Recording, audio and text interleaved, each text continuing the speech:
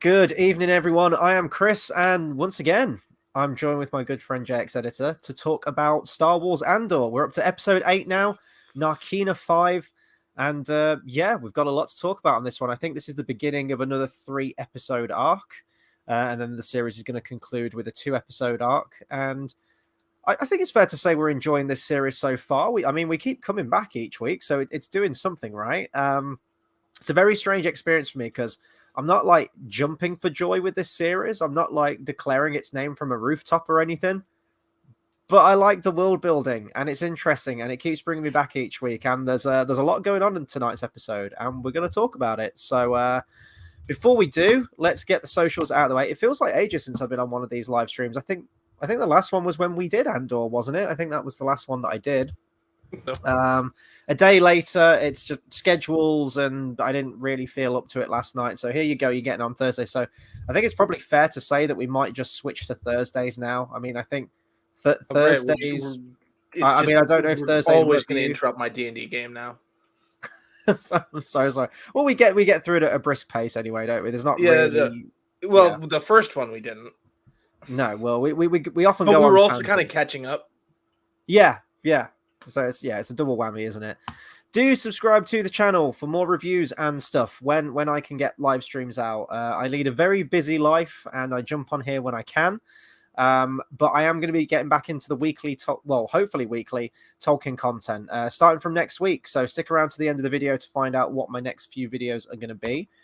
Give me a follow on Twitter as well. Why not? You can follow me at Hobbit Fan Editor. And also, I mean, this is an open conversation. If you're finding this review while we're live or even after we go live, let us know what your thoughts on Andor are. Are you enjoying this series? Just let us know where you're at with it, because I'm not really seeing many people talk about this series, in all honesty. And it's a shame, because it's probably one of the best things that Disney have put out since they acquired Star Wars. I don't know if people are going to be talking about this more once it's all said and done, once all 12 episodes are out there. Word of mouth, maybe. But yeah, I'm just not seeing much buzz about this. Before we go on, if you want to let people know where they can find your channel. Hello, I am JXEditor. You can find me at youtube.com/JXEditor. Oh, fuck. Hey, oh, no, I was got to be up there. There we go. We're getting it. Slowly. We'll figure it out at some point. Yeah, we'll get there. But by the end of it's going to be episode 12. We've gotten. Episode 12. That's when we're going to get it. But head over to JXEditor's channel, give him a subscribe, watch some of his videos. There's a lot of Star Wars content on there, and probably some more Star Wars content to follow, I'm sure. Narkina 5. I'm going to pass over to you first. Initial opinions, because you've watched this episode twice. I've only watched it the once. I've watched it 1.5 times. Yeah, you messaged me and said, like, I fell asleep on the rewatch, and I was like, oh, is that like a negative against the episode? Like, is it that boring that you fell asleep? No, I was just and tired. you were like, no, I really like the episode. I was tired. So I had this Thursday off. Like I said, it's alternating. And this for some reason, my day off was just really tiring. Uh-huh. I don't know what. It happens. Just yeah. Don't relax too much. You'll be too tired to do. I don't know. Yeah, but anyway, initial opinions on the episode. Then, what were your thoughts watching it? I enjoyed it. A lot of great Mon Mothma scenes in this one. We do like Mon Mothma. Do you? I'm loving all the Mon Mothma stuff, but I feel like there needs to be some kind of inciting incident happening soon. It's very slow. I think that's like the review that I will give to every single episode of this so far. It still feels like a slow burn, and there's nothing wrong with that at all, because I don't want it to rush into anything. It's really kind of building that political intrigue and knowing who she can trust, and that public front that she's putting on and everything like that. And I'm loving all that. And the actress is absolutely killing it. I think she's absolutely incredible. She's easily one of the best things about the show. But yeah, I need to see something happen with the Mon Mothma stuff. We get some cool name drops and stuff like that. That she's like Palpatine is addressing Congress or something, or is in the Senate, or I still can't get over how people can't tell that he's this like evil overlord. And that's not a fault of this show. That's the fault of George Lucas with Revenge of the Sith, because that whole shit about how we've got to tie up every loose end, we've got to explain why Palpatine has a monster face in Return of the Jedi, so we've got to explain it in this movie. Which, by the way, gets retconned in Episode 9.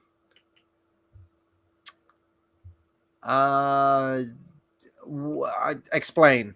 I kind of So know what you're how getting would at. you interpret what happens to his face in Episode 3?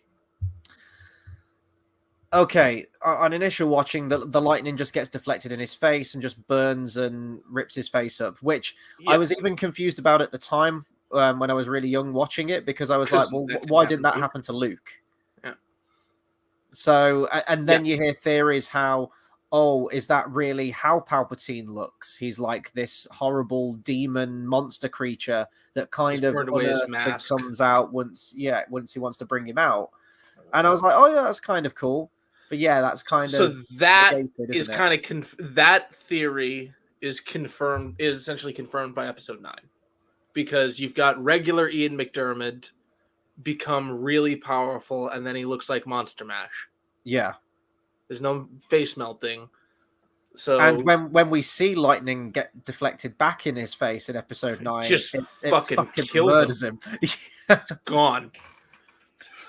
Granted, he did go Super Saiyan though with that electric charge in Episode 9, though, didn't he? So maybe there's like I don't know. All you need, nothing will stop the Revenge of the Sith. Fuck you. Well, actually, we know two things that will stop the Revenge of the Sith, and that's just 2 lightsabers. That's all you need. Just 2. You said 2 things, but then referred to the 2 things as 1 item. Well, she does block it with 1 initially, so an argument could be made there. But it's the 2 that really pisses him off. If only Mace Windu had had 2 lightsabers, what could have happened? I really like. Okay. I know I've sent you a couple messages about this, and you haven't replied. You haven't replied about them. So I'm sorry. People are gonna see this here. Have I told you what HAL 9000's team for Ascendant did with the whole I am all the Sith thing? I've seen various edits on this scene, so I may have seen one of his edits, but I'm not sure. This is for Ascendant. Yeah, no, it's I am all the Sith, and I am a Jedi, isn't it, or something? Something. So I am all the Sith is put before the Scavenger Girl thing. So the full exchange is, instead of her replying to I am all the Sith, she's replying to a Scavenger Girl is no match for the power in me. Mm-hmm. And so it's like this declaration, I'm a Jedi. Oh, okay. It's cool. That's better. It's much better. It's much better. And the delivery is kind of weird because you've rearranged these things. And we're used to how it goes probably as well from watching. Yeah, fair. Why did we watch Episode 9 more than once? Why do we do the things that we do? I gotta be.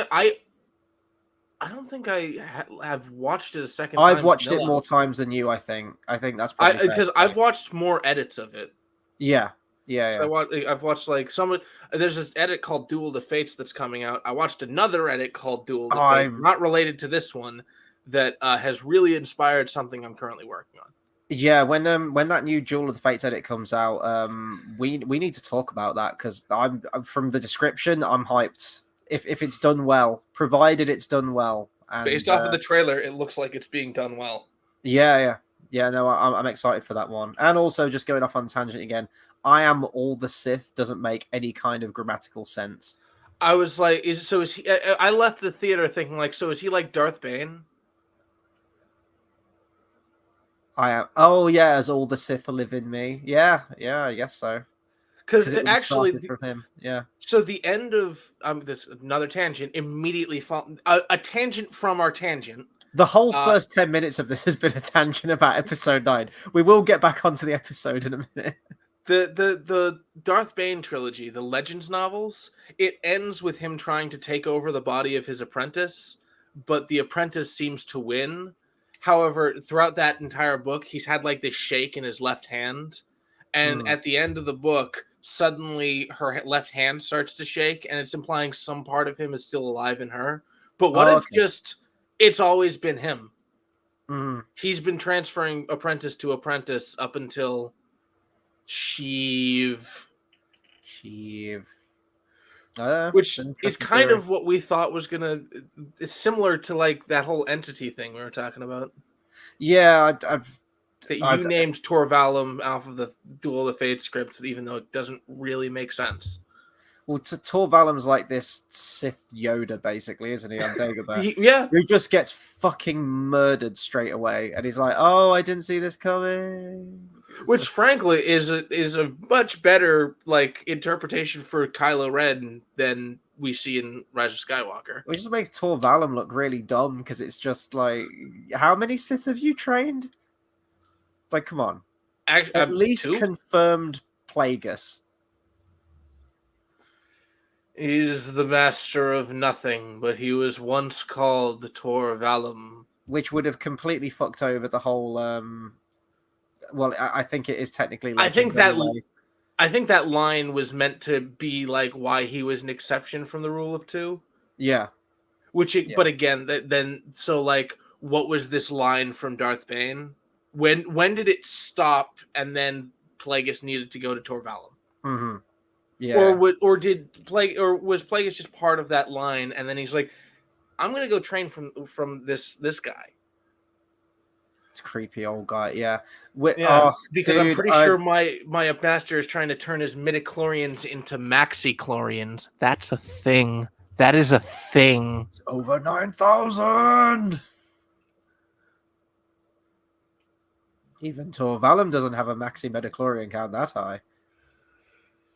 Like, he turned his midichlorians into maxichlorians so he could possess Plagueis? They digivolved. So Andor. Yes. For the love of fuck, let's get back onto it. Narkina 5. Okay, so we pick up right where we left off from last time with Cassian getting arrested, getting 6 years.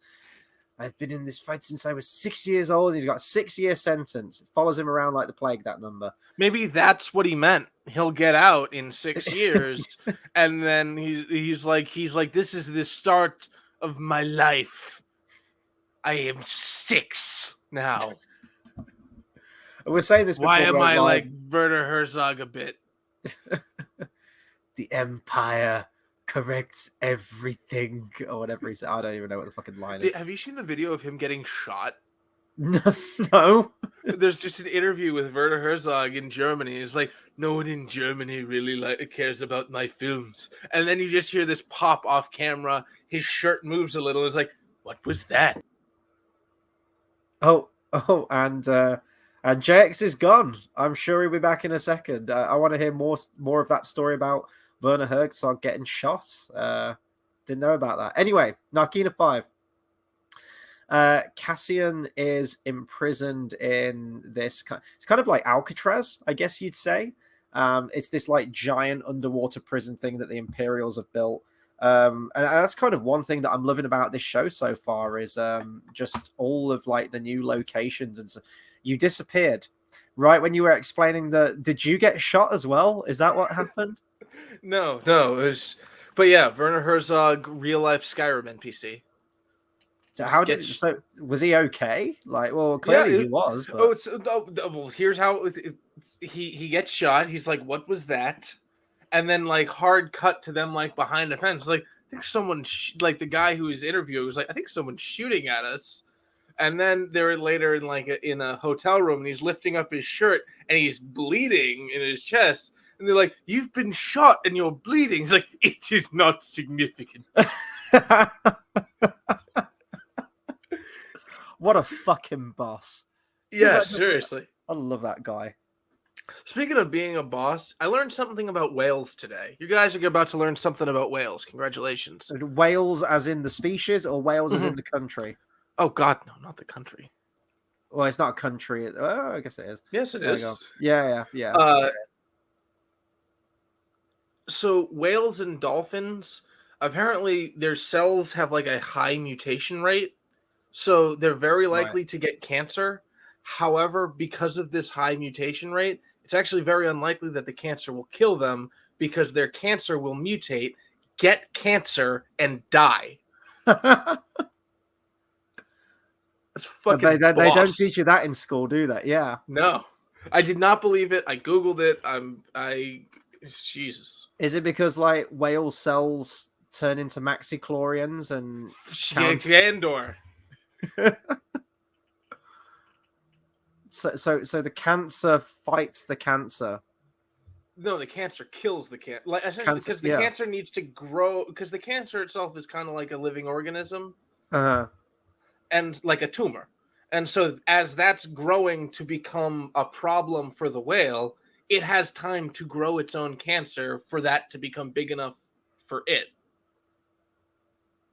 I feel like we need to harvest this power from whales. Is it possible to learn this power? Not from the Jedi.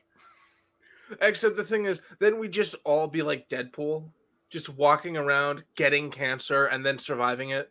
It is weird though, because you don't really hear like animals dying of cancer. Like maybe in like some dogs, maybe, or like like domesticated pets. Yeah, You never hear of like a fish getting cancer. No, it's predators are a thing. You know why humans die of cancer? Because we're out of the food chain. Like, Chris, you know how you're probably going to die? No, prostate cancer. Congratulations. Oof. We are at the point where we're probably going to die. No, this is a good thing. We are at the point where our greatest adversaries is our own body. Like that's the biggest thing working against us. I fail to see why that's a good thing. I fail to see why that's a good thing. Because we didn't have time to even learn that our bodies were trying to fuck us before. We were too busy running from lions. And it's going to fuck us right in the ass, literally. Like, that's what's going to happen. I didn't even... It took me a second to realize... Yeah, prostate. Yeah, that's where it is. Yeah, that's where it is. That's where you find it. Anyway, Narkina 5. Let's get on to this fucking episode. Let's fucking do it. When you cut out, I was just saying that I really appreciate this show for showing us loads of different planets and different locations and things like that. I love that the Imperials have got this kind of series of interconnected underwater bases. It's kind of like Alcatraz, I guess, prisons in the middle of the goddamn ocean. And I really like the design of it. It kind of reminded me of Camino a little bit. I mentioned this to you before we went live. In the scene where they're all kind of queuing in line in the tunnels and they're looking out the windows and sign language into each other. With maybe it's because it's like the water planet as well kind of thing is feeding into it, but those connected tunnels, the kind of clean white clinical hallways and everything, it kind of reminded me of Camino a little bit. But it was distinctly different. It actually kind of reminded me of, do you remember back in season 1 of Mandalorian, that one prison episode? Yeah. It was like the same hallway from that. It was like the same... I can see what you're kind of saying. Although I would compare those hallways more with the Tantive 4. Yeah, I can see that. I really like the concept of this episode, though. I think it would have been like... I could see this being almost like a short film with like a concept like this, or maybe like a Saw plot or something. It's like, you must work for 12 hours, and the ones who create the most shit will be rewarded, and those who not will be fried. I get the feeling the general, like what I think the objective of the Saw trap would be different, but the general concept would be the same. Let's not apply all of this. And the kind of like we see people like full on suiciding themselves in this episode, which was really fucking dark. How they have to work a 12-hour shift. They're all of these different rooms and levels are competing with each other. The big talking point, I heard the voice because I was kind of on my phone a little bit and I was kind of like looking up, and I heard the voice and I was like, that guy really sounds like Snoke. And I was like, God, it sounds remarkably like Snoke. And then I looked up, I was like, holy shit, Andy Serkis in the flesh, baby. He's in it.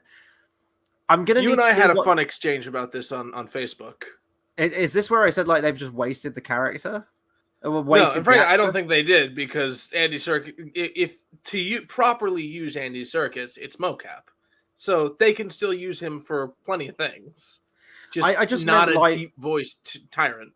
Yeah, I just meant live action Andy Serkis. Now, Andy Serkis is a fucking great actor, and it's great to see him in this, and it was genuinely a surprise to see him in there, and I'm glad he's in it. I'm going to need to see what they do with his character for the next 2 episodes, but I just think with someone as big as Andy Serkis, you kind of want to save him for like a feature film kind They of role, did. like a prominent character, not motion capture. Like I'm talking Andy Serkis in the flesh. Like just make him be like a prominent character. And this guy's like, Have oh, him he's like, laughing at some two-way at like a one-way mirror. this guy's like a floor manager in Hey, some nothing wrong with being obscure a floor imperial manager. prison. But also, so that exchange we had, you Uh-huh. sent me a picture of the guy of Andy Serkis, and it's like, so was Snoke cloned from this dude? And I said, yes. And the drunk gambler who puts the coins in BB-8 is Lauk. as well as the win the war. That guy. Oh my god! No, that's Lauk. That's the one with 3 U's. Oh, that was That's the actually one. that was actually a thing. The one that travels back in time and fights Anakin. Oh God! Just when you thought Lauk was dumb. Honestly, so just the name is dumb. Yeah, it is. But everything else just surrounding it is actually pretty great. Yeah, I agree with that. They could have just got a bit more creative with the name. But yeah, how do you distinguish between clones and their original beings? You know, because they introduced the concept with Joris Sabayoth's clone having 2 U's in the first name next to each other, and then they just kind of stuck with that for Luke. Yeah, I guess it's so the memories imprint easier. I mean, I guess you're kind of fucked if the name doesn't have a U in there to begin with. Yeah, really. So I was wondering if these were ever adapted to fit with the prequels, it would probably be Mace Windu. Oh God, yeah. Who else? Ayla Sakura. Who else have we got? Kiadi-Mundi. Oh no, it's gonna happen. But it does mean we get Newt Gunray, which I'm very happy about, because if any character needs to be raised from the dead, it's Newt Gunray. Ra'un Hako. There you go. Actually, that is his name already, isn't it? It does already have. Does it have 2 U's already? Oh, does it? I thought it was just Rune. I might be thinking of the second name. I think it's 2 A's actually. It is. It's Yeah. Oh. Oh yeah. Then he hits puberty in Attack of the Clones. We must get the starships back into space. And then it's gone by episode 3. Then he's back to normal. Yeah. I thought he was a different character at first in Attack of the Clones. Anyway, he looks like the other guy, Dovine. Oh, is he the one like nothing can get through our shields? That guy. Yes. Yeah. And then you've got the surfer bro guy in is that the same guy? In no, because he would have been he gets blown the fuck up in Phantom Menace, doesn't he? You've got the surfer bro dude who's like, oh, batteries, fire. 2 Jedi have landed in the main hangar bay. We're tracking them. That guy. And JX has frozen. He is frozen, so I'm just gonna carry on. I'm gonna carry on, probably talking about Narkina 5. We've had a lot of tangents in this one, so I'm gonna bring it back to the episode. JX has just sent a message that merely says shit. I'm assuming that's not a good thing, so I'm going to remove JX, and hopefully he signs back in a second. Yeah, so seeing Andy Serkis in this was a great surprise. I did not expect it at all. I heard no rumors that he was going to be in the show, and he's an interesting character because he's a fellow prisoner alongside the likes of Cassian and all the other guys there. But he's like an overseer basically, so he does kind of fill an antagonist role a little bit. It's very intense performance. Maybe the character's going to have some kind of character arc. There's going to be some kind of prison revolt that happens, which will be cool because we see them kind of sign language into each other from across the way in like different precincts and different cell blocks and everything like that. And I think there's going to be like a big revolution that kicks in. JX says, damn it, this part is one of the few parts I actually have notes. Well, sign back in, dude. I don't know what happened. You need to get yourself back in. Yeah, so I think within the next, I think the third episode probably is going to be the big Prison Break episode, and it's going to be like Shawshank Redemption, and all the prisoners are going to get out.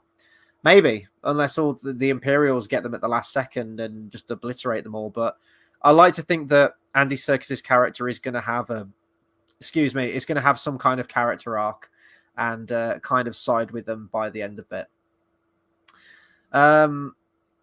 Another character he kind of reminds me of a little bit is Samuel Jackson's character from Django Unchained. How he's just kind of risen above the ranks almost within the place. And although he's still, under everyone and, having to serve people, he's kind of made a bit of a name for himself. He's got a bit of bravado, he's there's like a hierarchy here, and he's managed to rise above it. So he's an interesting character. It wouldn't be the character that I would have cast Andy Serkis for, but I'm not going to complain that he's in the show, and I'm looking forward to seeing what they do with the character.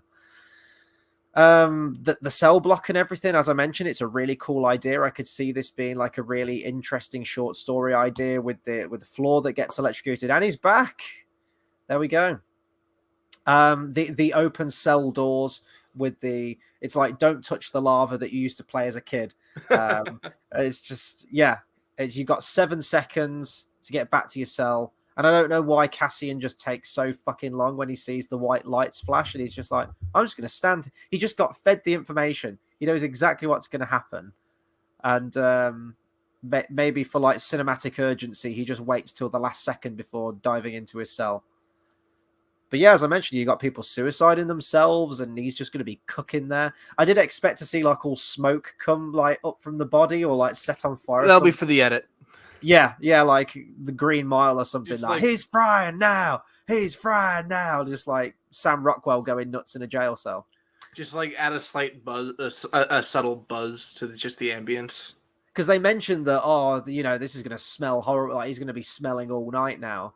And that's why I was expecting. I was like, oh yeah, cooking human. Yeah, there's, he's basically getting constantly fried and electrocuted, isn't he? But mm-hmm. But so I noticed something on the second watch that I did not notice on the first. I don't think you're supposed to notice it on the first. Mm-hmm.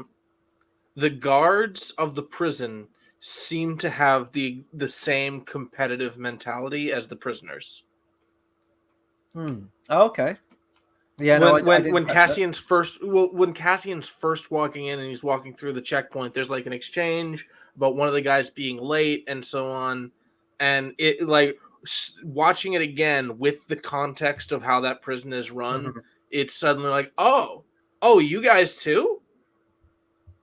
So you think they're all in on it then? So you think the Empire prisoner and guards are like they're, but who's like overseeing them all? Why would the guards be competing with each other? Because it's all about efficiency. If you're competing, then you're going to try harder. Oh, you think it's like a meritocracy kind of thing, or yeah, exactly. Because that's how they're already running the prison, and you've got like we see that there are these different buildings connecting it's all broken up into different blocks anyway.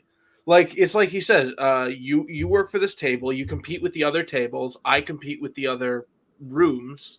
Yeah. And I'm assuming all those rooms are linked to that one guard room that he came from, and they're competing with the other buildings. Mm-hmm. Yeah, you might be onto something there. Yeah. As I was saying, I think as the episode's gone, I think there's going to be like a big Shawshank Redemption escape plan kind of moment with all the prisoners kind of rising up and busting out of there. Whether they're going to let all like millions, how many prisoners is this? Oh, there's the number, isn't there? Is it like 3,000 and something? Is it? I think, or surely there's more than that. I was asleep. But they say like don't keep checking the number because it's just shocking how many prisoners they're like throwing into this place. Oh no! I don't. No. That wasn't that. That was your tab. That was how long you have left until... Oh, okay, my bad. Yeah, no, sorry. Because it goes down by 30 days later. Yeah, okay, my bad. You can't really tell because a 5 is a line and then two other lines connected. That's weird. Arabesh, dude. The Yeah. numbers in Aurebesh are the most understandable. Yeah. Case in Yeah. point, B11138 Uh-huh. in Phantom Menace. Hey, Yeah. all broken. Let's see, what else do we have in this episode? Notes here I've got that Vel and Cinta travel to Ferrix to search for him. We get a scene with them where the Asian lady actually seemingly talks, and we get like a shred of character from her. Not loads though. Wait, which There's one's the that Asian like lady? the love interest of Vel, the blonde lady. Wait, you mean I mean, okay, fine, sure. Indian is still technically Asian. Yes, it is. It's all encompassing. I know okay. what you're thinking. Yeah. But You're there's thinking, really no way I can say it. yeah. Well, you can on this I'm channel. not saying no. I'm still. My link's in the description. I can't say it on this channel. But yeah, I don't have a huge amount to say about those characters. They're just, I mean, they're trying to develop them, but there's just way more interesting characters in this show that I think they should just focus on. Personally, I think we're beyond the 8 episodes in now. I think we're beyond the point where we 7. should already be caring about these characters, and if we're not caring about them by episode 8, then you're either fucked up or there's just too many characters anyway that we should be focusing on anyway. So, and then we go back to to what they're going for. yeah. And we go back to Marva and Bix, who was like the love interest of. You get the impression that she was probably like an old flame of Andor's in the first couple of episodes. Well, she's didn't trying they to say that last episode? I can't remember. You get that from like their chemistry in the first couple of episodes, anyway. I was actually really surprised that we go back to Marva. She's kind of fallen ill. They talk about her knee and stuff. I thought the last shot we'd ever get of Marva was her standing by that door with the gun, and you assume as the viewer that the Imperials were probably going to rock up and probably just kill her when they got to her apartment. I did not assume that. We discussed that in the review. I was drunk. Where she says, Cassian's like, look, come with me. They'll be looking for they'll be looking for me. They'll be looking for you here. Come with me. I've got all these credits. We've just done this big job. We can get away. And she's like, no, my place is here. I'm staying here. Your path leads you away, but I'm staying here. This is my home, and I'm a rebel or something like that. And she stands up, and she's got a pistol in her hand, and she's kind of standing guard in the room, unmoving. And it seems like she's waiting for someone to break in. She'll make a last-ditch effort, and she's probably going to get killed. That's how I read that scene. I know. It just was like I thought I was just. I thought that light was like a torch, like a symbol. Oh, maybe, I don't know. Well, I guess so, because anyway, she's still alive and kicking, but apparently she's ill, and we should all be concerned for Marva. And then it's got Bix attempts to contact Luthen to ask about Cassian's whereabouts, but Luthen is worried about being exposed because he thinks that someone might be monitoring the conversation. He does not answer, and he leaves. He leaves Coruscant, and I can't remember the name of the planet that he goes to, but we meet Saw Gerrera. Forrest Whitaker's back. Lies. Deceptions. No, he's the back. He's there. He is. He hasn't got like the cheap little dollar store knockoff gas mask thing attached to his chest plate yet. Not yet. As far as I know, he's still got all of his limbs. I mean, enough. I think he's missing at least one of them from the waist up. Like, can we tell? I think he's missing some of them in Fallen Order, which is before this. Oh, okay. By the way, he's been doing this at this point for 10 years. Yeah. And I was trying to place, like, if we consider some of the deleted footage canon from Rogue One trailer where he's bald-headed, I'm like, whereabouts does that fit in? Where would that go? Would that be when he's raising Jyn? Because he's bald-headed when he finds a young Jyn. Which would then imply that deleted footage would have been when he's training her, maybe, when she's growing up. He's bald in... He's in Clone Wars originally, isn't he, as a younger lad? Yeah, he's bald in Fallen Order. Yeah. So this... Jyn... So it would be 5 years... Fallen Order is 5 years after the Purge.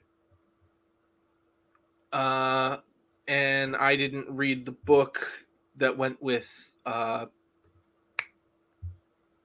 Rogue One, so I don't know when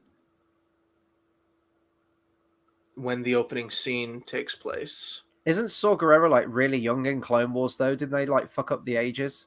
I shouldn't be complaining because just look at Ewan McGregor to Alec Guinness, right? Or Hayden Christensen to Sebastian Shaw, but yeah, he's like he's like in his he looks like a early teenager. to he's I was gonna say early to mid 20s just Yeah, because the animation style. yeah. And so 5 years later, he'd be in his early 30s. So it isn't impossible that he's Forrest Whitaker.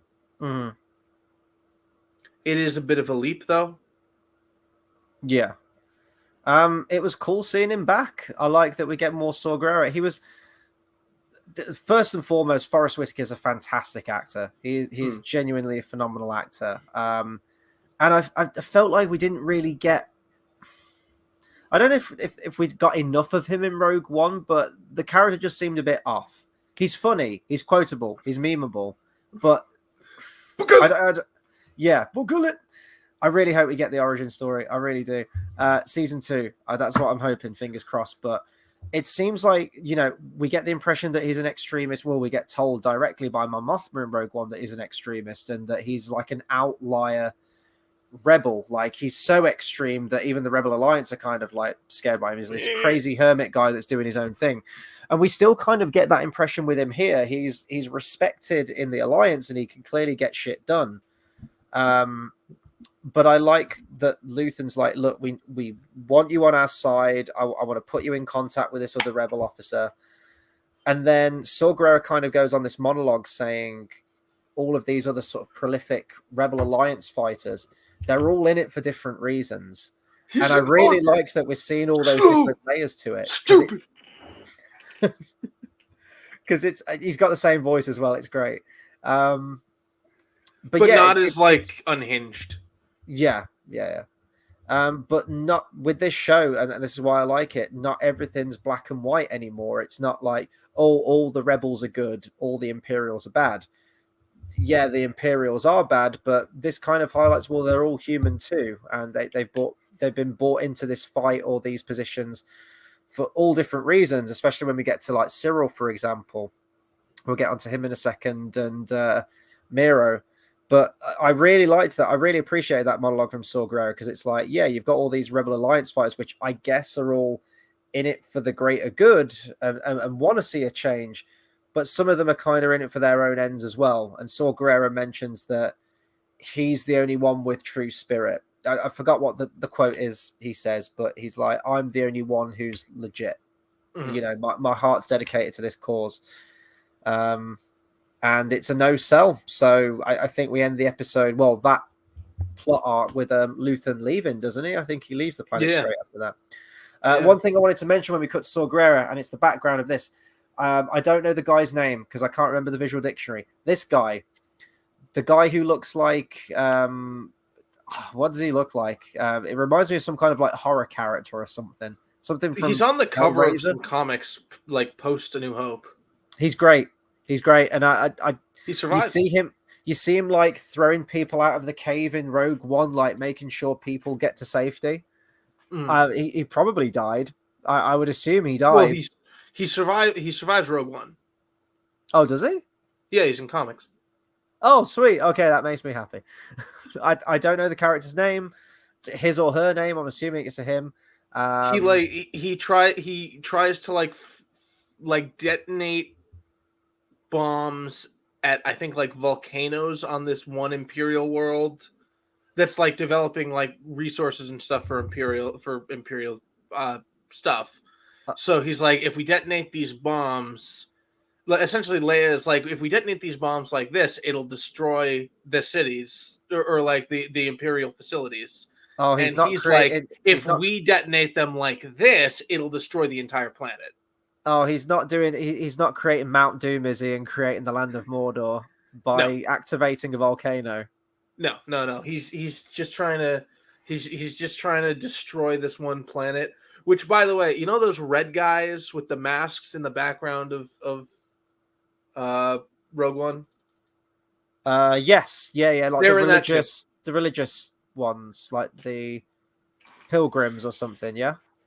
No, not they're not the Guardians of the Wills.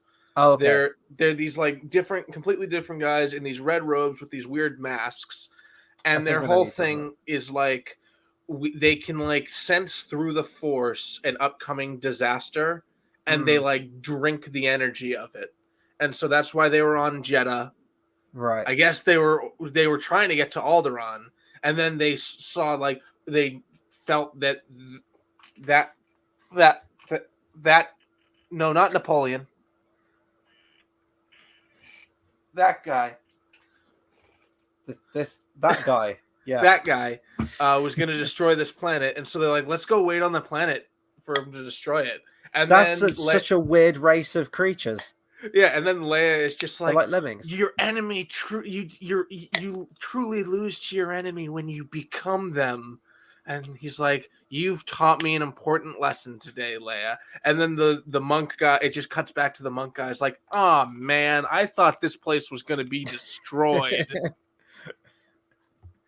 They're sat there with their popcorn ready for the fireworks. Like, we're good. Let's get this show on the road. That's so weird. That's so weird. What? Oh, so it wouldn't surprise me if the banker is dead next episode. Oh, yeah. Yeah, maybe. Yeah, it's And like I a Game of think Thrones kind of thing. Mon Mothma's husband had him killed. Yeah.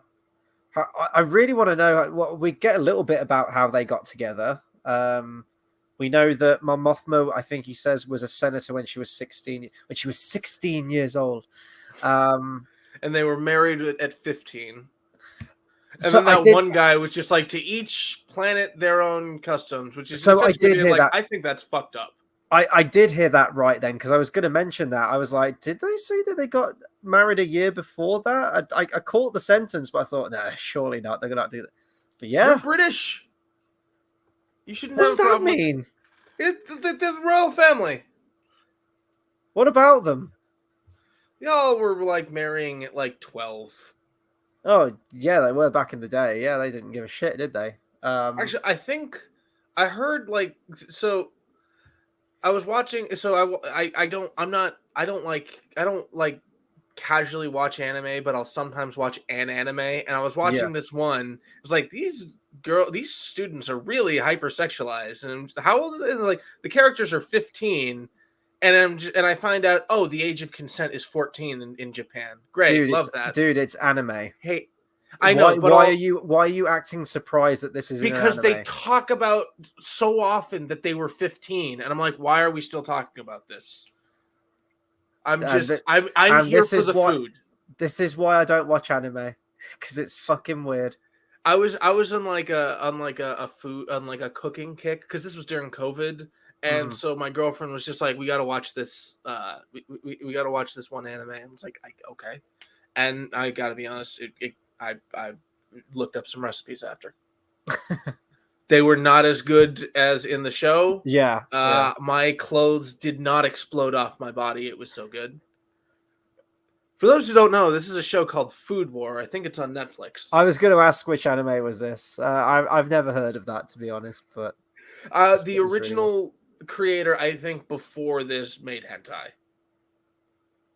which explains some things. That probably checks out. Yeah, wouldn't surprise me. Did they say that Mon Mothma and that were in an arranged marriage then, at the age of? I think they did. Yeah. So, what were those like delicious things they were putting in the champagne glass? Anything that made it like change color and fizz up a little bit? I honestly, it made me think about these things that they sell at Walmart. You know, bath bomb. Yes, yeah. They've got like cocktail bombs.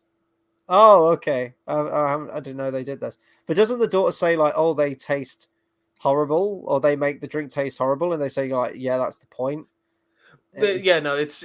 I don't think the daughter said it. It was some, because the daughter's like, I don't think she drinks, or at least in front of her parents. Well, in front of her mother. So your prediction is then the slightest of a shit. Your prediction is then the banker's gonna have bought it then by the next episode. Okay, well, two things that I feel like are foreshadowing in this episode. Not related, but I should get them out there. One, was Cyril saying, "I'd recognize his voice." Anyway, and he's on the same planet that Luthen spends his time. Yeah. So he's probably going to be like, "I'd like to get my mother this suit of Sith stalker armor you have right here," which is still fucking with me. I look at it every time. In fact, I think I noticed something this episode. Go on. I think the gloves for that armor are on a different table. Do you think they're going to use that? I think it's just going to be background Easter egg. I think it's just do you background think someone's Easter going eggs, to use it? I think it's just background. I hope somebody uses it, kind of. I also kind of hope they don't, because I have plans for that armor in an edit. It's this weird kind of masochistic desire. It's just like, oh, please don't do something cool so I can do it. I like the respirator sound on that armor though. Yeah, I should have used that for Grievous. Let's see what else. I made Grievous like a Vader parallel in my edit. Which, was clearly George Lucas's intention, because all three of the villains form a third of what Vader becomes. Never mind that there's like behind the scene footage of them designing Grievous, being like, okay, so what should we do with this? Because all we have is a name. Yeah. And one of them was like a 5-year-old boy on like a floating chair. And I think he's got like IG droids over each shoulder. And Lucas was looking at it, as like, who here's a parent? I remember we want him to be scary. One drew one that looked like fucking Sauron or something. That was really cool looking. It wouldn't have worked for Star Wars, but it looked like more fantasy, I guess, than sort of spacey. Let's see. We've got Miro. So we have a boardroom meeting, and then we have her questioning Khan about his experiences on Ferrix. There was another point. I talked about 2 foreshadowings, and I only did one. Yeah, go on. The other one is the banker suddenly leaving early, and the husband reporting it to Mon Mothma, being like, "Oh, he left." And she's like, "Oh." I was like, "Okay, why would you draw our attention to that unless there's something to see?" So it could be that the husband either had him killed or thinks there's more going on between the two. Probably doesn't realize. He probably thinks his wife is too boring to be creating a rebel alliance, and is just like having an affair. Or he's going to realize she's forming a rebel alliance because she's too boring to have an affair. I think it's going to be the latter. I think he's probably clocked onto what she's doing. Or he might have been suspicious for a long time, and he's going to try and... Yeah. I don't trust that banker, though. Never trust a banker. I don't know if he's going to betray her, or if he's going to relay all the information to I trust someone else. This... Maybe, like, if unless something really good happens, he's going to be a good guy in the edit. The thing is, though, like, she can't get found out or actually, I think publicly disgraced because she's still part of the Senate, though, isn't she? Even in everything that goes down in Return of the Jedi, I'm pretty sure. There's no Senate in Return of the Jedi. The Imperial Senate will be of no further concern. I have just received word that the Emperor has dissolved the council permanently. Yeah. No, you're right. Possible. How will the Emperor maintain control without the bureaucracy? The regional governors will now take direct control over their territory. Here, we'll keep the local systems in line. Fear of this battle station. No, you're right. But I'm just thinking, because they've got to do 2 seasons of this, and if that doesn't get dissolved then until episode 4, I don't see her being sort of like publicly outed or disgraced or on the run from the Empire. Something that needs to happen this season. She needs to have a reason to suddenly publicly out herself as the leader of the rebellion, because this is like 4 years before A New Hope. Yeah, which means it's during Rebels, which means at some point during this year, Mon Mothma is going to publicly announce that she is a rebel, and all these groups are going to join her. Final episode, do you think? Maybe final episode montage. I was thinking that either final episode, or the final episode is going to be right before that episode of Rebels. Because I'm thinking season 2, we're going to be having like Yavin 4 and K2SO and the whole headquarters stuff that we see from Rogue One, and we need to get it to that. I still don't know how I feel about them kind of cramming 4 seasons worth of story into 1 season come next season. If their original intention was to do 5, and then they've just said, no, you've got to tell it in 2. One for like every year, I guess. Yeah, I'm kind of worried about that. And watching this, like, I don't know if this has the legs to go on for 5 seasons. I think that would be pushing it a little bit, but I am really liking the slow burn of this and the world building, the maturity of the writing, even still. I think they could probably work on some of the pacing of the episodes and the scenes they cut to, and just I don't need unnecessary humor in there, and I'm not saying that, but it could be a little bit more adventurous, I guess. But maybe it's not the tone they're going for. They are going for like this slow burn political thriller kind of thing, I suppose, and it's working. And I would like more seasons of it, but if they're going to rush it in season 2, I'm very worried that it's going to be very disjointed, and it's going to be difficult to tell like a overarching story, because you are going to constantly keep jumping, years at a time come season 2. Let's see. So let's talk about. So we've got like Miro and Cyril, haven't we? How Cyril's trying to, get himself back into the position of authority that he was before. Yeah, like I said, I think he's going to hear Luthen's voice. Yeah, and call him Beauty in Elvish. I think the two are probably Miro and him are going to team up by the end of it. I think, because she says to him, "Don't sound the alarm again. Kind of know your place." But we know that he is, and I think those two characters are definitely going to be working together by the end of it. Oh, actually, that note. Remember, one of my only notes. I have 3 here. You can see. Remembering the voice will be something. He's going to hear Luthen somehow.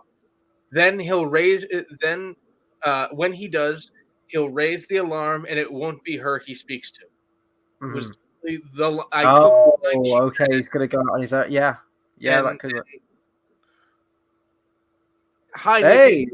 We've got a comment. It has been a while. Nikki is here. Nikki, while you're on, actually, I don't know if you're on because we've got 0 at the top. But if you are on, Tolkien content resumes next Friday. I'll mention it at the end of the stream. We're wrapping up soon anyway. But I hope you're keeping well. It's good to hear from you again. You say 0, all I can think of is the Hut. Can we talk about how fucking awesome Miro is as a character? I absolutely love her character. She might be like top 2 in the whole show for me. She's got like a good and this is going to make me, this is like such a backhanded compliment to the actress, but I think it's the way that she's presenting the character. She looks like she's just like had like a really sour sweet, like really sour lemon, like she sucked on a lemon or something, because she's got like this kind of screwed up. Chris, she's got a good imperial face, is what I'm saying. Chris, it's called resting bitch face. No, this is next level. I have resting bitch face. I know what resting bitch face is. This is like her eyebrows are like permanently kind of angled down, and she looks like just like I don't know what you'd say, like commanding headmistress kind of vibes, I guess. Female Daniel Craig with resting bitch face. Yes. That's it. We got it. Nikki says, I am in full celebration mode. Is that in relation to me bringing the Tolkien content back next Friday, or is that for Andor, or is that for completely unrelated reasons? Let me know what you're celebrating.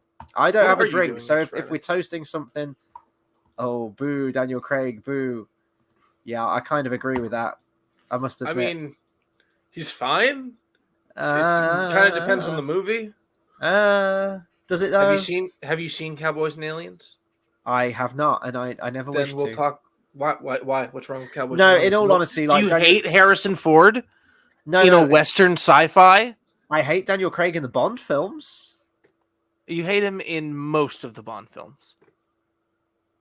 Well, I've always said like Casino Royale is one of my favorite Bond films, but I don't like him as Bond in them. Although I do think it's his best performance as Bond. But he's great in shit like Road to Perdition. He's fantastic. Oh, what was that film he You're did gonna where he hate me. played like this really ridiculous? He was quite fun in Knives Out as like a Okay, character, good. I I didn't want to suppose. have to say it. I knew if I said it, you'd give me shit. Oh, for Ryan Johnson. No. He was fun in that. And then he did like another quirky character where they stole some money from like a race or something, and he had bleach blonde cropped hair. Um, Lo- Logan Lucky, was that what it was called? Came out a good few years ago, but he was fun in that anyway. Nikki, I Um, respectfully disagree. I think he was a perfect combination of Sean Connery and Timothy Dalton. oh, the kind of tortured, haunted part of the character, I can see, but I think personally for me, I think Dalton did it way better in terms of dealing with that. It just looked like he was bored. Just Craig just looked bored all the time. He didn't have any of like the gentlemanly charisma. He was just kind of a brute, you Would know. you like it shaken or stirred? Do I look like I give a damn? That was a good line. Nikki says her Twitter account was reactivated today. Oh, so nothing to do with your streams, actually. No, it's fine. The streams are what they are, you know. Craig sucks. He never had a moment capture the essence of Bond. That was my Dalton was way better. Dalton has grown on me over the years. I mean, License. I've said this countless times, and I'll say it countless more. License to Kill is my favorite Bond film. Might even be one of my favorite films of all time. Actually, the amount of times I watched that film, and it stays with me. It's my favorite Bond performance, and Dalton is fucking great as Bond. I can't say he's my favorite though because he only did 2, and I think he's only you've Bond got to. twice. Exactly. you've got to have a few more Bond films underneath your belt, I think, and it pains me to know that we never got that third Dalton film. We had that 6-year wait, legal disputes and everything that went down, you know, contracts ending and Dalton leaving. Then we got GoldenEye, which is fun, but when you hit that Bond will return at the end of License to Kill, at the end of If You Ask Me To, Patti LaBelle at the end credits, and you just know that it's not Dalton. It should have been Dalton, and it wasn't Dalton. It kills me every time. Okay, so question. Yep. So who's your favorite so Dalton would be your favorite like brutish Bond? Yeah. Who's your favorite suave Bond? Roger Moore. Lazenby. Lazenby's great. Again, he only did 1. So yeah, I know. I can't say it. And it's the same with Dalton. He did 2. It's 1 more than 1. But it ain't enough. If he'd have got a trilogy, I think that would have been more fair comparison. Mm-hmm. And that's why I give it to Roger Moore. Like he's great. He's the gentlemanly Bond. He's the suave Bond. He's the romantic Bond. And he did 7 films. There's a lot there, and I like a lot of the 7. He's fucking great. What do you think? I suppose there's qualities of all of them that are decent in their own way, but Daniel Craig is definitely my least favorite, I would say. Although again, that feels unfair because Craig's got 5 films, and again, Lazenby's got 1, and there's more to comment, I suppose, on Daniel Craig's Bond overall than Lazenby's. But anyway,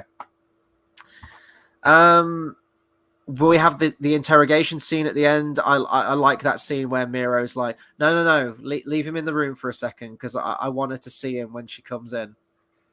Just for that split second, I just love Miro's character. I love the actress. I love the way that she's playing her, and I'd say probably out of all the characters, Miro's the one that I kind of perk up a little bit every time she's on screen, and she's the one that I'm interested to see develop across the seasons. Mon Mothma, you know, stuff like that. We know where she goes. Cassian, as I said, continues to be the least interesting character in the whole show. For whatever reason, he's just. Well, I mean, because he's like he's a surrogate for the audience, and the audience is on Earth. Yeah. So, and like this is such a good world building show. It's fantastic. Yeah, it's amazing. I'm loving it.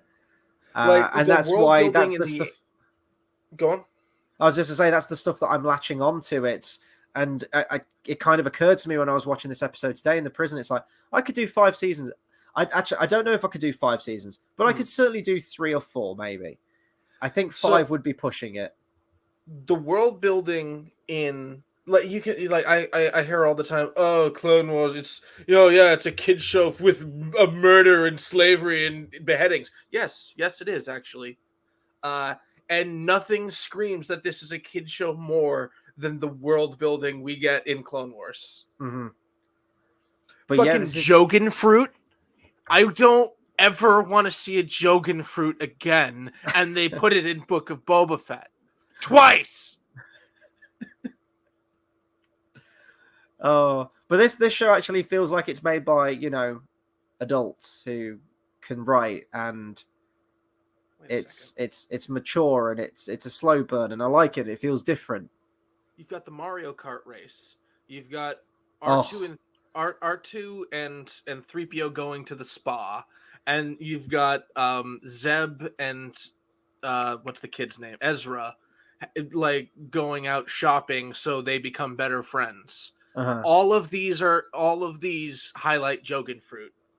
All of these are terrible episodes. So we found the connection. Was there a Jogan fruit in Star Wars episode 7, 8, and 9? Then was there something? No, but in the third Aftermath book, Han buys a shit ton of Jogan fruit, and it's just like, Leia, the doctor said you need to eat Jogan fruit. It's like, the doctor said I need to add Jogan fruit to my diet.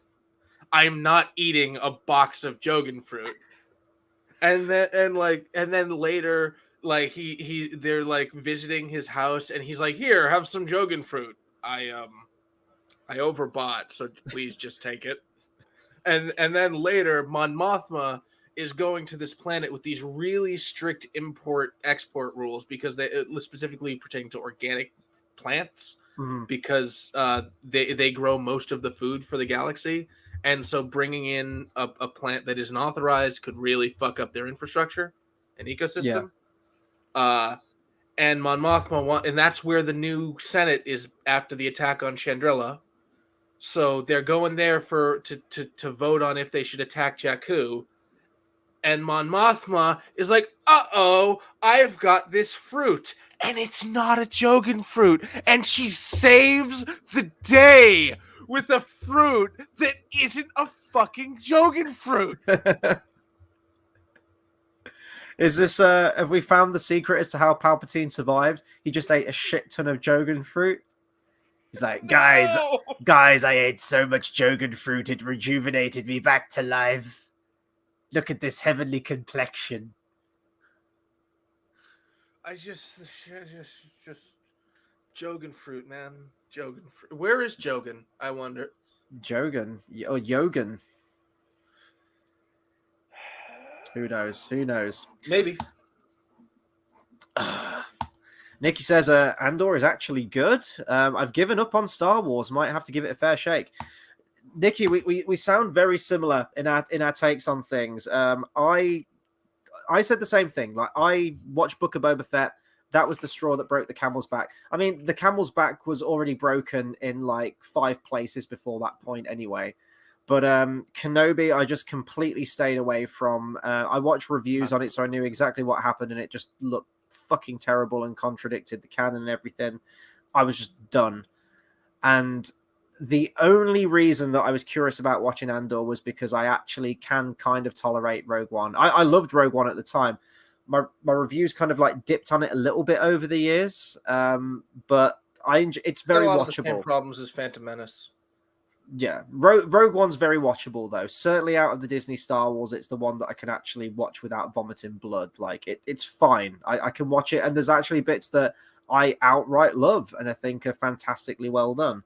So I guess I was curious from that perspective to see the lead into that, I suppose. And yeah, it's a very well written show at the moment. Tonally, it feels very different from anything that we've got from Star Wars before. You do get some sort of, speeder chases here and there. You do get some starships, but it's very low key. It's very slow burn. It's full of intrigue and good world building. And yeah, I'm enjoying it. It's not like a rip-roaring adventure that you might come to expect from Star Wars. It doesn't have loads of the typical Star Wars iconography in there, and it does kind of feel a lot more small scale. The structure of it's very weird, though. We've kind of explained that how you'll kind of have like a trio of episodes. So the first two are very slow, but then it all comes to a head in the third one, and then the cycle kind of repeats after that. But No, it's a prequel to a prequel. it's well, what's Look in the comments. Sorry. Hang on. Let me get this straight. Tell me if I'm wrong. Andor is a prequel to a sequel of a prequel. Hang on. It's a prequel to a sequel of a prequel. No, I think it's just a prequel to a prequel. No, because Rogue One is a sequel to the prequels. No, I wouldn't say. I would say it's definitively a prequel to A New Hope before it's a sequel to the prequels. Like it's so embedded in that like it's a prequel to Episode 4. It's not a sequel. It's like the prelude into A New Hope, isn't it? Down to like the final scene leading directly into A New Hope, which I don't think they needed to do, but still. Hope. I'd say wait a couple more weeks until all the episodes are out, and give it a shot. I'd say watch the first 3 episodes, because if you just watch episode 1 or 2, don't think you're gonna like it. Because when I first watched it, it's very slow. I think you agree with me there. When it initially came out, they released the first 3, which is like your first complete arc, and they should have just kept doing that. Yeah, I agree. They should have released them in 3 episodes, or they should have just released the whole thing. But then you don't get episode 7, which was like actually really good. Wait, no, what was the previous? Episode 7. So this was 8. Jesus. Are you talking about the meteor sky shower thing? No. Episode 7. It was the previous one. It was the one that like felt like it was tying all the previous episodes together. Yeah, and it doesn't really. I mean, I guess with the whole going to prison thing, I guess it could. That was kind of random in hindsight. Like he goes to that Miami Beach and then he gets arrested and then he's like in an Alcatraz type situation in this. Like it's okay, where's this going? Are we just kind of padding for time, or does this actually have any relevance to anything? I guess we'll find out, won't we? But yeah, that'll do it for my review. I enjoyed tonight's episode. I'm very much looking forward to the next one, and indeed the next review will be Thursday. We're probably just going to keep it to Thursdays now for here on in. So Star Wars Andor Episode 9 review. That's going to be Thursday, the 3rd of November. Wow, into November already. Jesus Christ. That's going to be 11 p.m. GMT, because the clocks change on the 30th of October. So we'll be back to GMT for that. And I know you guys have missed it. I've missed it. I've missed talking about Tolkien stuff. And if there's only one good thing that came from the Rings of Power, other than the memes and the hilarity that it brought, it's the fact that I got to talk about Tolkien every week on a Friday, and I miss it. I miss talking about it. I miss ranting about it or bitching about it or loving actual good Tolkien content. So, you mean like we might be a bit late to the tree and the Mithril and the Balrog. Oh, so much. There's so much. That's the tip of the iceberg. There's so much more to talk about. And yeah, so much to talk about the Rings of Power, and I'm going to be talking about it. So I'm going to be joined with Everything in Middle-earth once again for that. It was great to have him on collaborating, and unfortunately he couldn't jump on for the finale. And I know he's got a lot more to say on the show, so it's going to be a complete overview. Yes, we've done all the episodes as we've gone along, but this is just going to be me and him talking about it overall. Any positives, if I can think of any, that we might throw the show's way, and a hell of a lot of negatives. We're going to be speculating for season 2, where we think the Rings of Power seasons 1 places, if people are going to remember it, if people are still going to be talking about it in like a month's time. And then I've got a lot of other Tolkien content planned, especially leading into the month of December as well, which is going to be all filled with Tolkien. It's the 10th anniversary of The Hobbit: An Unexpected Journey. It's the 20th anniversary of The Lord of the Rings: The Two Towers. So I'm going to have watch-alongs on the channel. I'll be inviting you on probably, and we'll do something with the Hobbit. I might even do a watch along of my Friday, edit or something, like an editor's commentary, because I haven't done one of those yet. So you should. There's going to be plenty. There's going to be plenty of stuff. Quote alongs. I'm down for a quote along. I'm going to pitch that to people watching. So hang on, just want to say, I will not be here for the stream next week. For next Friday for your Rings of Power one. Okay, but you're good for Andor, yeah? Yes. Sweeney Todd is in concert. Oh, nice. Yeah. Wait, so what? Tim Burton movie in concert or the actual Broadway show? The show. Oh man, that'll be great. Yeah, I'm taking the kid who was here last week. What you've got a small goat under there, like the one with the small top. Yeah. Bitches leave, that one, right? I did not say that this week. I did not end up saying that. I just said clickbait's over. Now fuck off. We got some more comments here from Nikki. Let me just get to these. Silmarillion. Tolkien. I have questions about the Silmarillion. I am almost through the Silmarillion, and I have one burning question in my mind. You have a moment to answer it. I will do my very best. It's been a long time since I've read the Silmarillion. I've only read it twice, and I am not a Tolkien been that scholar. long since I did. So yeah, fire away. You've got 2 Tolkien fans here, so let's see what we can do. Here's a question. We should probably talk about stuff while she's. Yeah, I'm going to talk about the Silmarillion. We're done with Andor now. I'm done with Star Wars. Let's change this background. Do I have a background that I can change it to? I've got that. Unfortunately. Oh no, let's not remind ourselves. Yeah, I was going to be like, let's use a map. Yeah, there we go. We got a map. If you had to pick one moment from the Silmarillion that you would love to see adapted into live action, which scene would it be? Shut up. No, we both have the same answer for this, and you know what it is. Hang on. Is it not 5 Balrogs binding on Goliath with fire whip? Yeah. Come on, that's mine.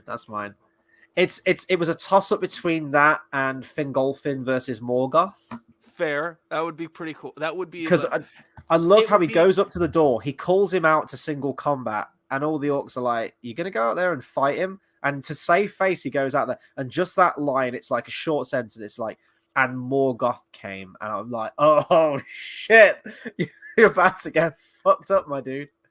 From what I understand of that fight, it would actually probably be pretty similar to the Crate lightsaber fight. Yeah.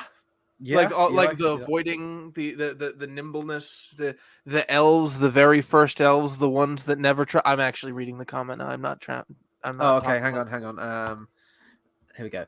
So the elves, the very first elves, the ones that never traveled west, not the Sylvan elves, but the ones that stayed in the east. Do we ever find out what happened to them? I'm going to have to go back of the coming of the elves again. I think I'm going to have to go back over that. So you have the Vanyar, who are the ones that just stay in the west. We don't really hear much about them, and they're not that interesting to read about because they just stay there. Yeah, they're just in paradise. You've got the Noldor who travel paradise. You've got the Noldor who travel back to Middle Earth. So they were born in the west but travel back, as far as I'm aware. And then you've got the Teleri who just kind of hang around by water because they love the sea. But then within that, then you have your other groups, don't you? So the very first elves, the ones that never traveled west, not the Sylvan elves, but the ones that stayed in the east. Do we ever find? I was under the impression they were the Sylvan elves because you got like the grey elves and stuff, haven't you? Or the dark elves. You kind of got oh god, what's his name? Oh, his wife, and he doesn't want to let her go, but then she goes to travel to see her brother at Gondolin. And she takes the son with her, and he gets hit with a spear. Tricked her into like. Hang on, This is why I need to read this book more times, and potentially do an audiobook at some point. But again, get me a script for like the first chapter. I'll send you some samples. Let me find this guy's name. I still think Melkor and Morgoth should have same guy but different like voices. It's not Meg. No, not Miglin. I want to say it begins with E. King A. Why am I blanking? This is really embarrassing. I should know this shit. I'm sorry. I've let you all down. Elf executed in Gondolin. There you go. Spoiler. I swear it begins with E. Arendelle. That's no, it. wait, that was her. Yeah. Arendelle's his wife. It was Ale. Ale? Yeah. No, with 2 dots and then L. Oh, okay. Yeah, because I was getting confused with Rohirrim then, like Ale the Young, and I'm like, that's a very different character. I mean, there's also an Echellion. The Sylvan elves traveled east, but didn't want to cross the Misty Mountains. I'm talking about the ones that never traveled a single mile. A whole group stayed and weren't mentioned again. Yeah, they're just look, it's actually, I think that can be explained with a sentence from The Hobbit. You know, there are tales that experiencing them are incredibly unpleasant, but looking back at them, you look at them with fondness and tell those stories with joy. Then there are times that are very nice and can go on for very long times, but they make pretty boring stories. And that's how they're describing the dwarves in Rivendell. That also can be attributed to the elves who just never left Paradise to go to war or do anything. So how do you think they would act then? I think they'd be just completely of the earth. I think they'd almost be biased against the Thalmor, so don't ask me. Damned elves. I wish I had an answer for your question, Nikki. I need to go through this book like at least another 20 times. I really do. It's been a while since I've gone through it, and there's a lot of information in here. So I'm going to go through it again, and if I get an answer to you, I will get one. I really would love to do an audiobook to this, but I don't know if I have the voice for it, and I certainly don't have the acting ability. But yeah, I don't know if I should announce that. No, I'm not going to announce that because I don't know when I would get to it. You've already done it. It's Chris. I've got some news. This is live. No, but this is just me going like, I would like to do one. It's not me going, right, I am doing one, and these are all my ideas for it. So, which is why I think we should work on one chapter and find out if we do one chapter though, and we post that one chapter, that means that we've got to do all the other chapters. Yeah, doesn't it? Unless somebody else posts the next chapter, in which case it becomes this whole YouTube community thing. Nikki, we need your help. Nick says, yes. He says, more great area from Tolkien. The man makes my imagination run wild. Those are the things that I love, because it's frustrating, because he went into such infinitesimal detail with everything, but some things he didn't. And it's those some things that almost make it a legend within the legendarium itself. Tom Bombadil being the best example of that. He goes into the origin of literally everything from the creation. But Tom Bombadil, you think he's a Maiar, but then there's elements that contradict that, and you think he could be Eru Iluvatar, but then there's elements that contradict that. And it's Tolkien in a letter said that no, he isn't. Eru is Eru. No. Chris, no, he is. Was he like God's will on earth or something? Like what? No, he is. He's not Eru. I'm not saying he's Eru. I'm saying he is. Oh, he is. But see, when you read that is a very Bible-like quote. When people describe God, it's like he is, capital H, like he is. Fair. So when you read that, you're like, oh, okay, and then he's eldest, and he's fatherless, and he's been there since the beginning. Actually, hang on with it. Yeah, there was actually it's thinking about it. This reminds me of the story of Moses, where we get the name. Doesn't God Yahweh say something like Jehovah. Doesn't God say I am? Yeah, that's what I'm thinking when Goldberry says he is. It's very similar. But then you have Goldberry, and it's like, okay, well, if he's Eru, then who the fuck's Goldberry? And he says like River Woman's daughter, so it implies that she has a family of some kind, or at least comes from the spirit of the water, and it just gets really complicated. And if you think that Eru's this cataclysmic biblical god figure, and then he's skipping through a forest collecting water lilies going, hey ho derry ho, it's like but I quite like, I do like that theory, I really do, because isn't it an example, it's either Greek mythology or Norse mythology where it's either Zeus or Odin take human form and walk amongst mankind. Odin. And actually, I think that's some big inspiration for Gandalf. Yeah.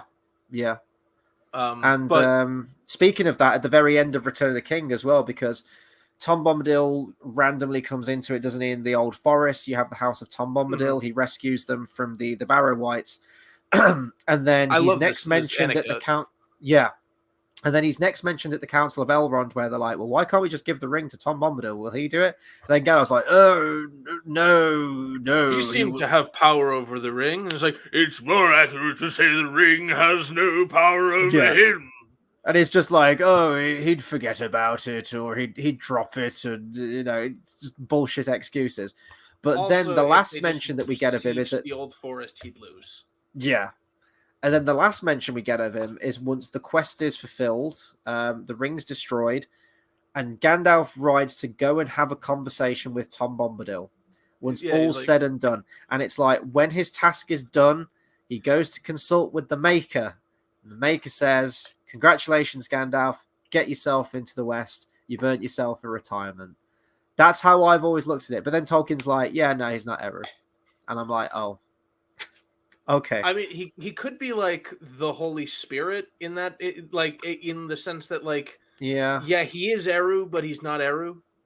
He's not like the overarching oversoul. He could be one of the three. And then we were coming up with theories as well, saying, I love my theory. Gold. Oh, we'll go on to that in a second, because I love that theory too. Goldberry, the river woman's daughter. We thought, oh, maybe she's some kind of river spirit then. Like the daughter of the goddess of the god of rivers. But we get names for those in the Silmarillion, and it's Ossé and Uinen, I think it's, under Ulmo. So they're accounted for. So there isn't a Goldberry as far as, what would Goldberry? Should be like the goddess of puzzles or something, because we have Ulmo, who's god of the seas. And then under him you have Ossé and Uinen are like the streams and the flowing brooks and things like that. So you've got to go less than that. So is it the raindrops? Is it puddles? Is it ponds? I don't know. But what? So just because some watery tart lobbed a scimitar at you, some moistened, is Goldberry a moistened bint? Jesus. Well, I'm sure she is when Tom comes home. Jesus. There's a reason he comes home skipping every night. That's all I'm saying. Jesus. Why do they have 4 cozy Hobbit-sized beds in there ready to go? That's all I'm saying. They're about the right height, aren't they? What is it? That one doesn't even make... Like, I get what you're getting at, but just conceptually, that doesn't make sense. Well, it's just, why... What do they often invite 4 hobbits into their home with fresh beds made? To lend to his whole, like, mysteriousness. He's just like, yeah, no, he's got it. He's ready for him. Yeah. He was ready. He's my guy. Wraps up. Nikki says, I've heard Tom is the physical manifestation of the song. Yeah, no, I've heard that too. That's a good theory. Of the song. Oh. Gandalf's dialogue wraps you like a blanket. Such a comforting read. And only the moments where he's going like, and he's going like nuts. That's maybe not as comforting, but yeah, I see what you're getting at. If you want to go into your Tom Bombadil theory, and then I guess we'll round off after that, because we talk about tangents. We're in it now. Yeah. The last time we had a stream this long, it ended with me saying, "Oh, by the way, have I told you my Tom Bombadil theory?" Cut. Yes. Yeah, we're about to go into it now. You need to end on another cliffhanger. What have we done? Come back in a year. I won't do a stream for the year.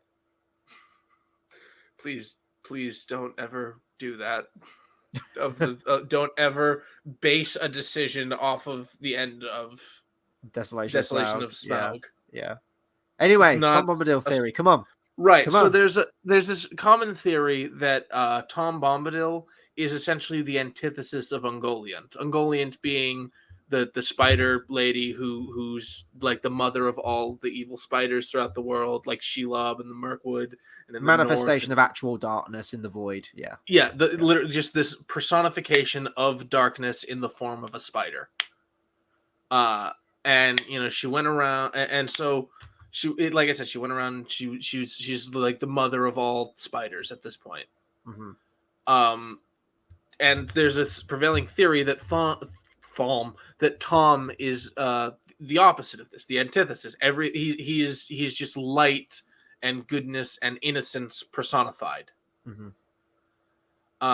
And if these two are related in that regard, then if Ungoliant went across Middle Earth having all these children that were just miniaturized versions of her, why can't Tom do the same? Mm-hmm. Therefore, creating these little, just kind of easygoing, in touch with nature dudes who set plants on fire and breathe them in, which is probably a little antithetical to that, but could be a distant relative. Well, that's actually, it's an interesting theory, but then again, you have Ungoliant personification of darkness. Tom Bombadil counteracts that. Goldberry. I think she's just like this. How the great eagles, they're not Maya, they're Maya something. Yeah. They're Maya suffix. Mm. I would assume Goldberry is like a spirit of that level. Because I always thought, like, are they halves of the same whole kind of thing? Like, have they branched off, like kind of Adam and Eve kind of thing? I imagine. Goldberry and Tom, or Ungoliant and Tom? Goldberry and Tom. Like, have they? No, I don't think they're the actually like related. Yeah, I think Goldberry was like the closest thing Tom could get to a kindred spirit, and so it's just like, yeah, I'll stay here. You're pleasant company. But he sings a song though, doesn't he? He says that, I first saw her down by the river, so, and then one thing led to another, and they're now husband and wife, I guess, cohabiting. And then I've seen another theory that Tom symbolizes the constant of nature. Just how nature always endures, and that's why they say that even if Sauron took over, eventually he would take over that, but Tom would be right where he is in his spot, looking after his little garden. Yeah, essentially, like he's got like a catchment area that, like, the neighborhood watch kind of thing that he watches all the time, and then which kind of makes him like an opposite to Treebeard, who's essentially like the pessimism of nature. Well, he's just like, spirit wise, I mean, you can see why they did this in the films as well. They took lines from Tom Bombadil and gave it to Treebeard, and I've seen some people say that our Tom Bombadil and Treebeard, who are kind of described almost interchangeably as like the oldest thing in Middle Earth, like they were there before everything else. Are they of the same Feyre? Are they of the same spirit that's kind of between these two entities? Because they're very similar characters in that regard, I think. They're kind of shepherds of where they are, watching the trees. I do have a potential explanation for why those kind of descriptions contradict. Mm-hmm. And that being, if Tom is like this just force of nature that was like personified via the song, whereas Treebeard is the oldest child of the Valar, because the Ents were created. Yeah. And so we know who made Treebeard. We don't know who made Bombadil. Yeah, Treebeard was made out of a marital dispute between Aule and but what's her name? I forget. Mother Nature. Come on. Dude, we can't do this right now. Why am I blanking on her name? I've known her name for ages. Varda? Oh shit. Just type in Aule's wife. I did, and it's making me say I'm not a robot, and now I have to find. There are no crosswalks. Let me. I'm on it. Why am I blanking on her Yavanna. name? Yavanna, that's it. Yeah. I'm not a robot, by the way. Just just like marital hey, dispute. I made someone to protect. I made children to protect the trees from your shitty kids. You know, Dad's kids are gonna need wood too. Yeah. Like that's mic drop. I love that. It's such a it's so great. She thinks she won, and then he's just like, but like, what about the other guy? I'm not the only one who is gonna do that, you know. I mean, I know they say opposites attract, you know, the most unlikely people will come together and form a bond, you know, be husband and wife, but that is a destructive relationship. That they are Also, opposites attract. Yeah, opposites attract. They don't last. Yeah, that isn't just no. Incompatible through and through. They shouldn't be a thing. Really? Nikki says, Tom is light and Goliant is darkness. Every action has an opposite and equal reaction. I totally get it. But I've seen people say that Tom Bombadil is Tolkien literally putting himself into the text. He is the kind of gateway of him. Tom Bombadil itself was a Dutch doll, I think. I think it was a Dutch doll that he gave his sons. It was like this quirky little doll that was in like his kid's bedroom or something. So it just be a way of bringing some of that childhood innocence into the story, a bit of, you know, his own life, maybe like a little in-joke thing for his own kids, in the same way that The Hobbit was written as a bedtime story for his children. Maybe put a little bit of something in The Lord of the Rings as well. I don't know. Tom Bombadil is a mystery, and this has been your Star Wars Andor Episode 8 review. I'll be back next week. If I jump on a live stream before then, I still need to do that James Cameron thing. I haven't had time to watch anything recently. Maybe it could be that. If not, it'll be Andor and then followed up by more Lord of the Rings stuff. So thank you for tuning in tonight, Nikki. What are you doing next week? Wait, what? What are you said? Like you've got? Oh, it's the whole season. Yeah. Never mind. Yeah. Season 1 of Rings of Power, and then I've got some ideas. I'm tempted to do a top 10 moments of the Lord of the Rings films. Tell me after the stream. Okay. Let's not make any promises. Okay. Thank you for tuning in, Nikki. Thanks for the questions. Always a pleasure talking Lord of the Rings, and I will catch you on the next stream. YouTube.com/JXEditor. Woo!